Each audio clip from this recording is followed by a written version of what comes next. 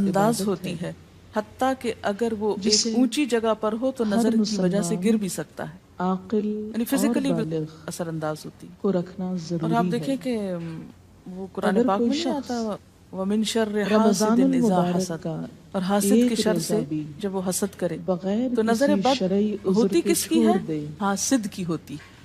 بری نظر کس کی ہوتی ہے؟ حاسد کی۔ تو جو صبح شام 3 دفعہ یہ پڑھتے رہیں ان کو حاسد کچھ نہیں کر سکتے، ان کو کچھ نہیں بگاڑ سکتے، جتنا چاہیں گھورتے رہیں۔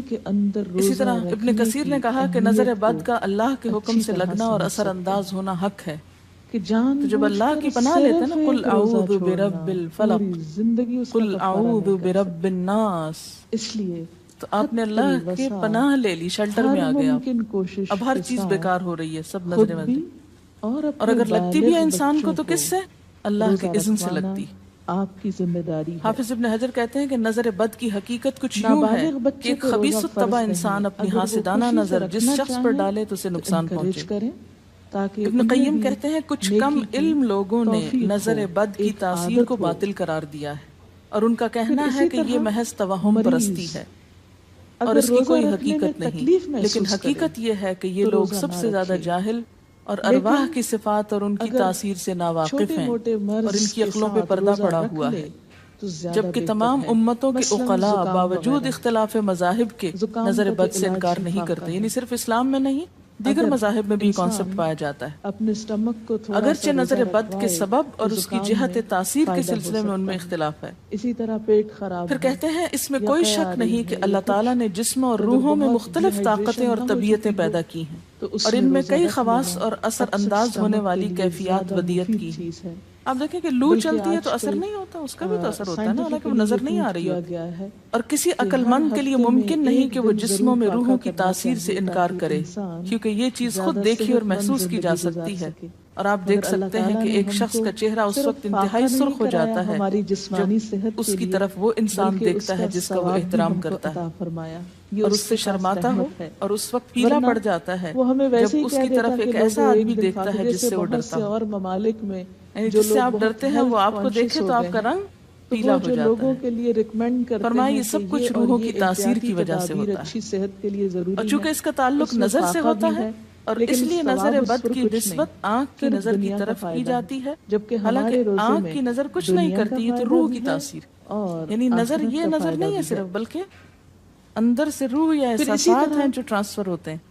جو آپ دیکھیں کہ محبت کی نظر کیا اثر نہیں کرتی، کرتی ہے نا، اسی طرح نفرت کی، غصے کی، وہ روزہ رکھنے میں اور تکلیف آپ کے چھوٹے بچے خاص طور پہ نظروں کو بہت پہچانتے ہیں۔ اندیشہ ہو آپ نے دیکھو گے کہ بچے کچھ لوگوں کے پاس فوراً چلے جاتے ہیں اور کچھ لوگوں کے پاس نہیں جاتے۔